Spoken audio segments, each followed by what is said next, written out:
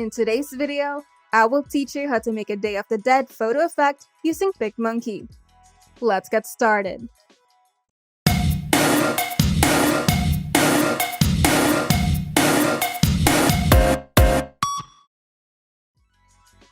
First, open the image that you would like to edit in PicMonkey.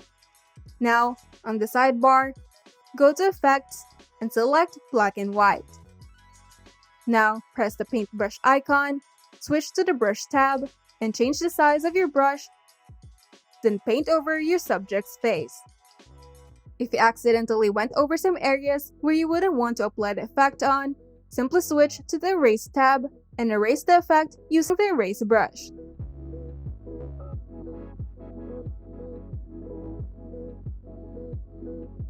Once you're done, click Apply. Now, go to the sidebar and open the Graphics tab. In the search bar, type in the keyword Day of the Dead and all graphics element related to it will pop up. Here, choose a graphic element with a similar design that you have in mind. Don't mind if you only like the eye part or just the nose part because we can still use it.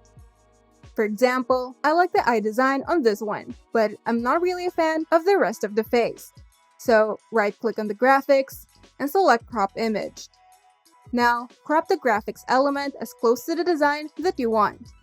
It doesn't have to be perfect because we can erase the rest. Once you're done, click outside the graphics. Now, select the graphics element again, go to the sidebar, and select the Erase tool. Now, simply adjust each parameter to your needs and go over the areas that you don't want to include in your design. Once you've cleaned out your graphics element, simply click Apply to save the changes. Now, go to the sidebar and open the Fade and Blend tab. Then set the blending mode to Multiply. This will blend out the white parts of your graphics while keeping the design of the element. Now, select the graphics element once again, and you can now rotate it, reposition it, and resize it based on the face shape of your subject. You can also duplicate the element to save time. Simply select the element that you wish to duplicate, press Ctrl D on your keyboard. You can also flip it horizontally or vertically by using these tools at the bottom of the sidebar. Once you're satisfied, you can now change the color of the element.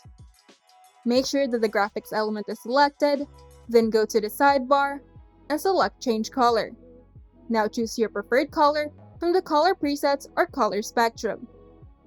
Now repeat the same steps to the other designs that you would like to add.